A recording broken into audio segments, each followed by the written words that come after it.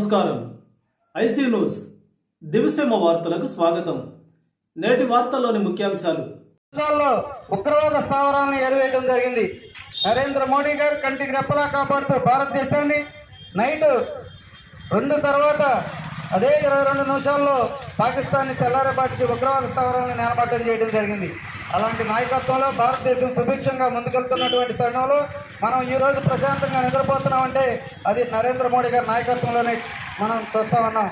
ఓ పక్కన Canada, Israel యుద్ధం జరుగుతుంది.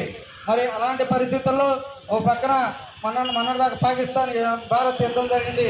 చైనాని మన దేశం వైపు కన్నెత్తి చూడకుండా కట్టడి చేయడంలో నరేంద్ర మోడీ గారి పాత్ర అమోఘమని తెలియజేసుకుంటూ ప్రపంచ దేశాలకి భారతదేశంలో ఉన్నటువంటి నైపుణ్యాన్ని, భారతదేశంలోటువంటి నిర్ణయాలని ప్రపంచ దేశాలకు ఇస్తున్నటువంటి ఘనత నరేంద్ర మోడీ గారి నాయకత్వంలో జరుగుతుంది. కాబట్టి ప్రతి ఒక్కరూ తెలుసుకుని మరి నరేంద్ర మోడీ గారిని బలపరచాలని కోరుకుంటూ సెలవు తీసుకున్నాం. జై హింద్, జై భారత్, భారత్ మాతాకి జై.